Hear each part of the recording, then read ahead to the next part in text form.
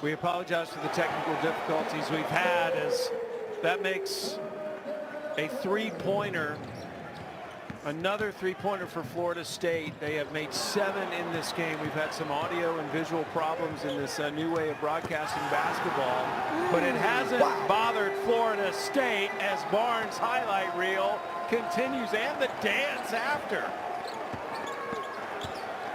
He's had 2 highlight real dunks in this game. And Florida State, as you can tell from that oddly placed dance, are feeling good about themselves. 3 of Florida State's last baskets have been dunks. Lewis already with Barnes already with a career high in this game. Barnes with 15 points at the moment. Oh, wow. Nice block.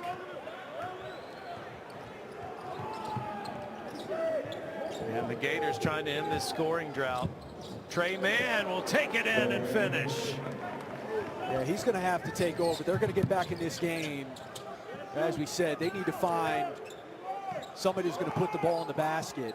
And Trey Mann is certainly capable of being that guy.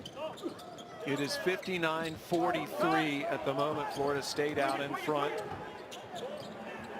Florida State trying to win its 41st straight non-conference game here. Turnover picked off by number 23 Lewis, and the alley-oop from Lewis is broken up inside.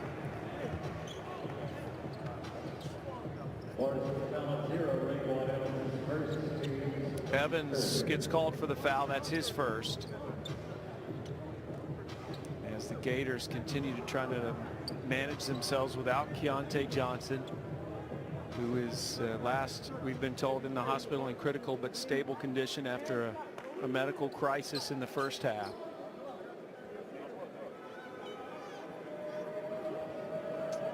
Osai Osifo on the free throw line, who's originally from South Africa, played high school basketball in the Dallas, Texas area. He's only been playing basketball for about 4 years. He was a high-level rugby player back in South Africa and discovered the game. He's a talent in the making for Mike White. Can you imagine that guy on a rugby field? No. Bearing down on you? Did you ever see the movie Invictus, Chris? One of my favorite. I did. Fantastic. Absolutely. A great Morgan Freeman vehicle. Matt described rugby as I think they described rugby as a hooligan's game played by gentlemen.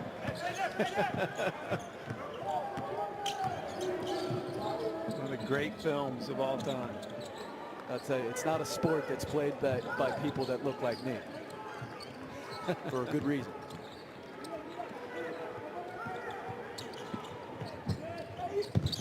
Nice take, but that is just too much defense to get through, as Glover couldn't finish and turns it over in the process. It's tough. Florida State converges. Florida State converges on the ball so well when the ball gets into the paint, and their length and their size, they just consume you when you get in there as a ball handler.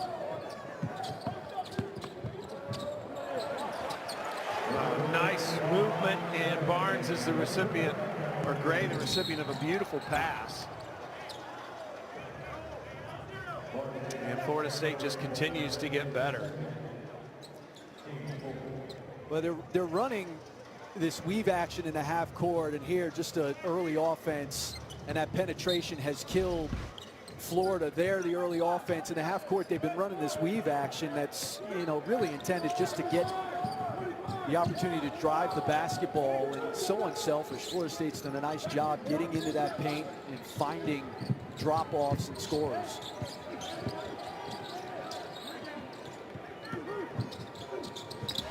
DeRuggi hangs in the air, misses, gets his own rebound, and Florida will keep it. Excellent second effort by DeRuggi to keep that ball belonging to Florida. He was runner-up in the National High School Slam Dunk Competition when he was in high school. So that jump man, very appropriate, he's wearing on his head.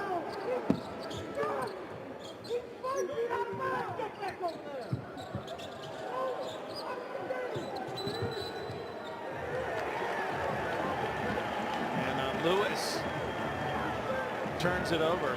There's a technical, however, on Mike White, as Mike White was on the court, and the official called a technical on Coach White. Our officials today, Ted Ballantyne, Lee Castle, and Doug Shows. So watch top left of your picture here, Coach White. There he is, in the official's ear, and Can't let stepped that out onto the court. You can't yell at an official and come on the court. Well, you can yell at an official. It depends on what you say, but you certainly can't get down there on that baseline and yell whatever it is Mike was yelling. And look, he's obviously upset about a specific instance there, but you can also tell he's wearing a heavy heart because his best player, what happened earlier. So you can understand the emotion. Evans makes the free throw. Florida State will keep the ball. Keontae Johnson, his best player, best in the SEC, according to most in the know, was coming out of a timeout and needed emergency medical attention. He was taken off the court on a stretcher. We now know he's been transported to Tallahassee Memorial for evaluation, where he's in critical but stable condition. And it has left a mark not only on this game, but it's the ripple effect all across the nation. I know it's been getting some national news coverage. Keontae Johnson is such a kind, laid-back, easy-to-like young man, and our prayers are that he is going to be okay. 62-45, Florida State leading Florida. They've won the last 3 games against the Gators by almost 17 a game. And we've got a timeout with 12 minutes to play. We'll see if the Gators can fight back.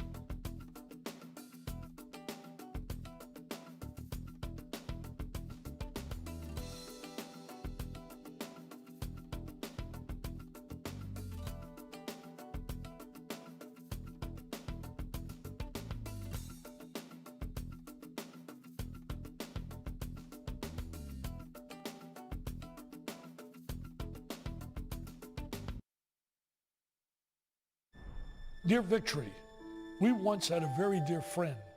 His name was Jimmy Valvano, and he was obsessed with you.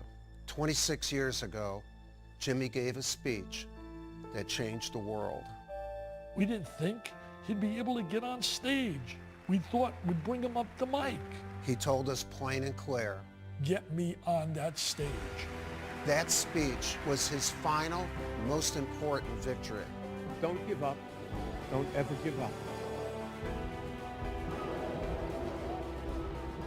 Well, in 1986, Leonard Hamilton became the head coach of Oklahoma State, his first head coaching job, and he said he felt like he had the job, but he later found out that Jim Valvano made a call to the Oklahoma State AD to put in an unsolicited word of support for Coach Hamilton, and the rest is history. So Coach Hamilton said he and Jimmy V were lifelong friends until cancer so cruelly took the life of one of the bright stars in humanity, Jimmy Valvano.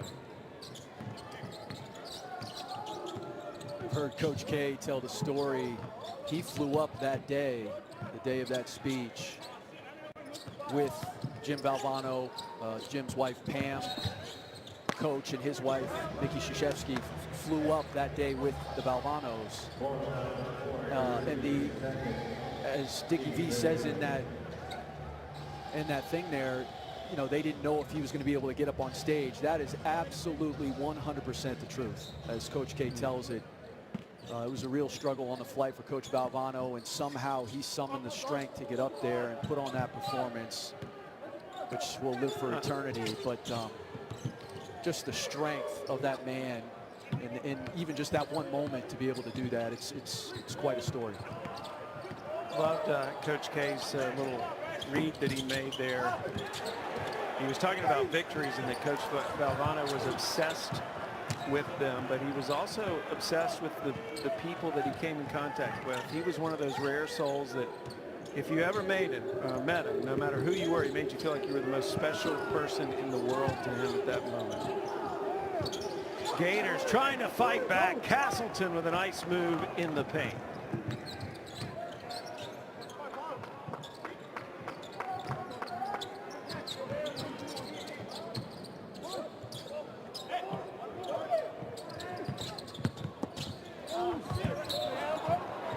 Nice take, and a foul committed. That was Evans on the drive. Let's go back to that last basket. Colin Castleton, the transfer from Michigan, good patience. I mean, surrounded there by two guys, gathered himself and was able to finish. And, you know, it's been a struggle for points for Florida without their best player, leading scorer, particularly in the half court. Evans makes the first. He'll have one more, but it gives you a chance to remind you of another big college basketball doubleheader tomorrow. 19th ranked Richmond and 11th ranked West Virginia at 1 Eastern. Then number 13 Texas and number 2 Baylor follow that at 3 Eastern. It's gonna be a tough matchup for West Virginia. They're gonna have their hands full. West Virginia plays those two bigs, Oscar Tshiebwe, Derek Culver. It's gonna be tough against that offense that Richmond runs. It's a derivative of the Princeton, very free-flowing. Everybody is really skilled, can put it on the floor, good passing team, very veteran, as you can tell by their receding hairlines and very stout beards. It's an aged team, but they're gonna be tough. They are, you know, we saw it against Kentucky. They've had a good start to the year, but just from a matchup standpoint, it's a contrast in style. It should be a good one. Chris, as a coach, when you hear another team runs the Princeton offense, does it put an extra level of fear in you, or does it make you think there's no way they can do it? It gives me a migraine. It's really tough to prepare for, and you know, particularly with how young the game has trended. Defending that, I mean, you need a week. It's especially tough on a quick preparation, but I mean, there's a lot to go through in terms of where cuts are going to be. And the thing about Richmond, Sam, is when you have old guys who have played in that system, there's a lot that goes on there that is just instinctive, and they don't have to communicate. They know how each other, where they're going to cut, how they're going to play. preparing for a team that plays that way is a real pain in the rear end. Man with the three. Lewis made a three on the last trip down for Florida. Florida just trying to find some points here, and there's a foul out on the perimeter. Barnes with the foul. Well, part of the issue, you know, really the last 10 minutes of the first half and in this half is because Florida State has shot it so well and the ball's going through the basket, Florida hasn't been able to get out and run. One of the reasons they got off to a great start is they were turning Florida State over. Florida State wasn't making shots, and it led to runouts for Florida. Now that Florida State's making baskets at a high clip, it's been very tough for Florida to get anything easy. They've had to play against a set defense. Evans back in the game for Barnes. Castleton took steps in the lane and got called for it. You mentioned how well Florida State's shooting. Their shooting percentage now up to 50%. They're also 50% on their threes today as well. They missed a lot of free throws against Indiana. That's improved today for the Seminoles. They're 15 of 20. Remember, they were just 11 of 21 against the Hoosiers, I should say, on Wednesday.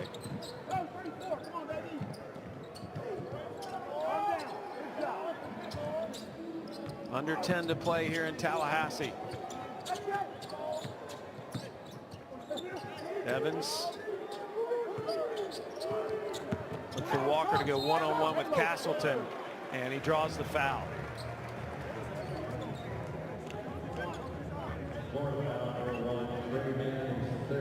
Trey Mann actually came in and committed that foul underneath.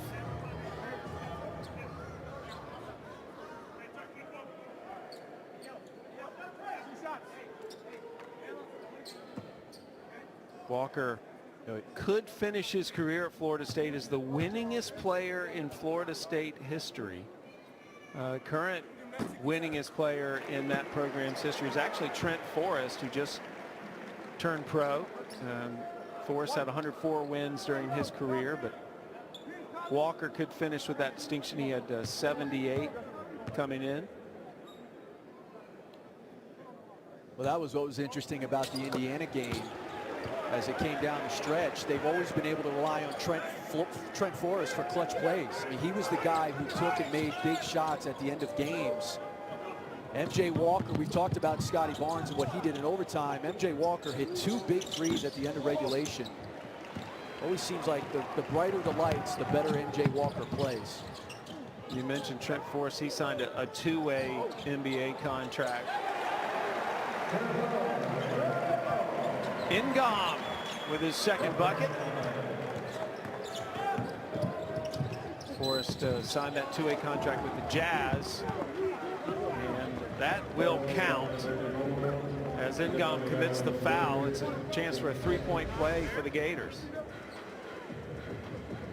Just play underneath and just throwing it into a big body, and if you're Castleton, there's got to be a little bit more resistance than that. It's tough when you start behind defensively in the post. Trey Mann on the free throw line commits or converts the 3-point play. And so a man with 13 points today comes in averaging 15 a game, but he only averaged 5 last year.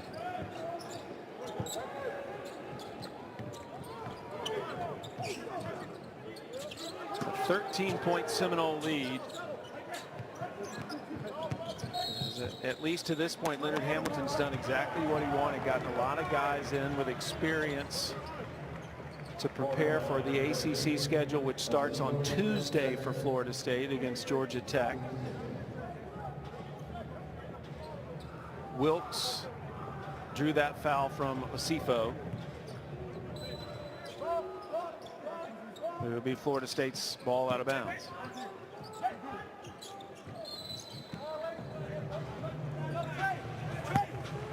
And a 3-second violation on Florida State. That'll turn it back over to Florida. It's the 11th turnover on the Seminoles. Yeah, I think what happened there is he stepped out of bounds as he was coming off the staggered screen, and you can't be the first person to touch the ball when you get back in bounds, I think is what happened. So 11 turnovers now in Florida State. Lewis has a career high. He's looking to add to it. Gets stopped. And the ball is going to go back to Florida State. But even there with the turnover on the other end, it's not a live ball turnover. It's a dead ball turnover.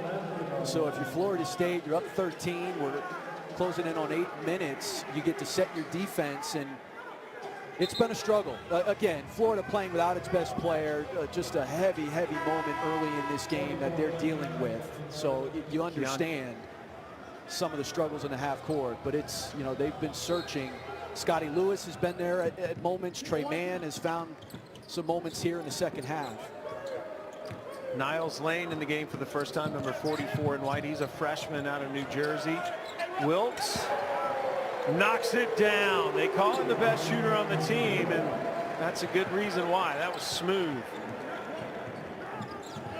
And by the way, Florida State's good. That's the other thing about the way that Florida's playing. I mean, this team defensively is one of the best in the country. It's one of the best defensive programs in the country. And again, this year, they're going to be outstanding on that end.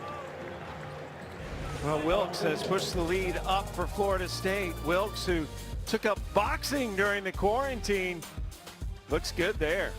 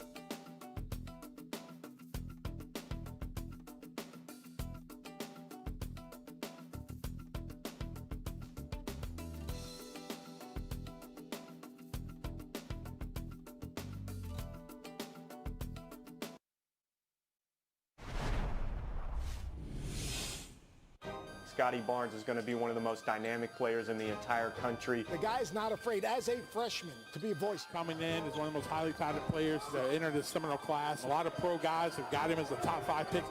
And down the court to Scotty Barnes. Showtime, Mr. Scotty. I see you, young fella.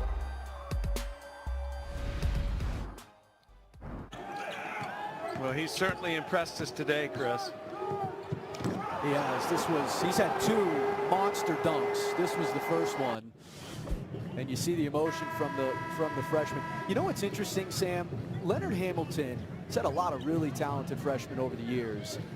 He's usually pretty conservative in talking up his young players. It's different with Scotty Barnes. He is talking about Scotty Barnes unlike any freshman he has had. and understandably so. He's been outstanding today.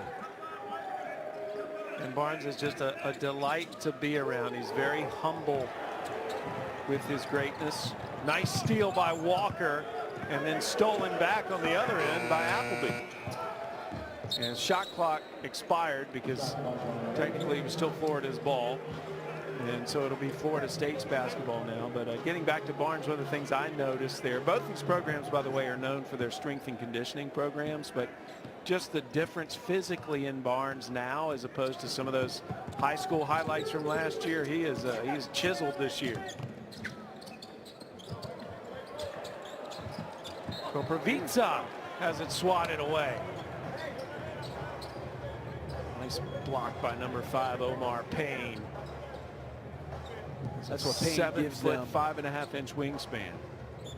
Yeah, he gives them a little bit more of that athletic rim protection in Castleton. They've got that different types of players. Payne, a little bit more bouncy, active around the rim. Well, if you're tuning in to watch the Syracuse-Boston College game, we invite you to stay with us to the finish of this. But if you really want to see it, you have to go to Watch ESPN app right now. It's on the app until we finish here in Tallahassee. Lewis puts it up, misses, and Koprivica got the rebound, then was fouled. Unfortunately, our game's been delayed today because of the tragedy we saw in the first half when Florida standout forward Keontae Johnson collapsed out of a timeout.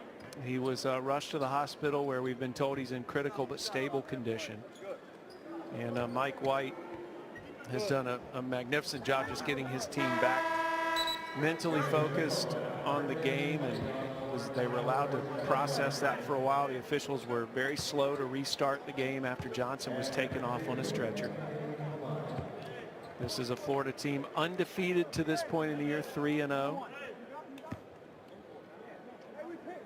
As Koprivica goes to the free throw line. You mentioned polite, speaking all those languages. Koprivica's in the same boat. Koprivica speaks English, Spanish, and Serbian, but he said he learned to speak English through watching American television. I wonder what show teaches the best English. It's pretty common. I know when I go to Australia every year for tennis now, obviously they speak English. There's a 3 knocked down on the wing by Appleby. But they can imitate Americans perfectly. I know in Hollywood, a lot of the Aussie-born actors play American roles, and it's because they say they grow up watching American television. Osborne commits the foul. Appleby had just knocked down that 3. Junior from Jacksonville, Arkansas.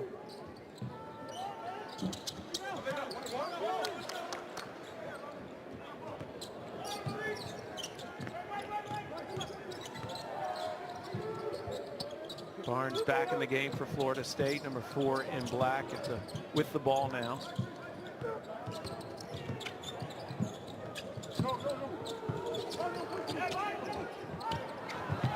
Florida State failing to convert in its half-court offense. Ooh, and the runner off the glass is good by Mann. What a finish. And that's his best asset, his ability to drive, beat his man, former McDonald's All-American. What a finish. And then Walker one-ups on the other end.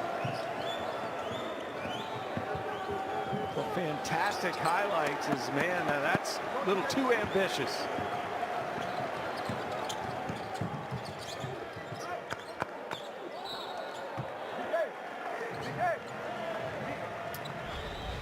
Dueling driving baskets. This one very crafty off the off foot for Trey Mann. And then how about this? My goodness. With violence, and then he Iversons him.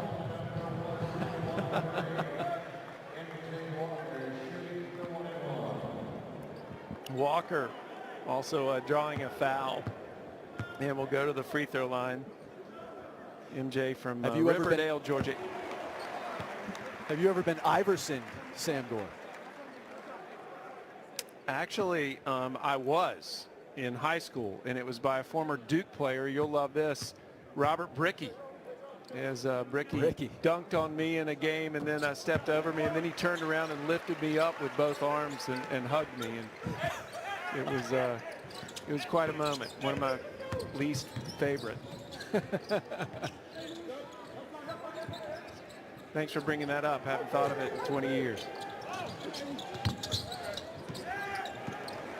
Polite grabs Ricky the miss. was a heck of an athlete. Yeah, he was. Brick. Good guy, too.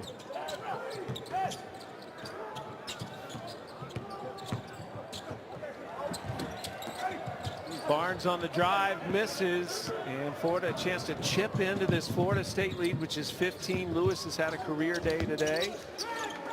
Nice pass, and the finish by Mann. And a good fill by Mann. Just trailed the play, and like you said, a very good heads-up pass by Scotty Barnes.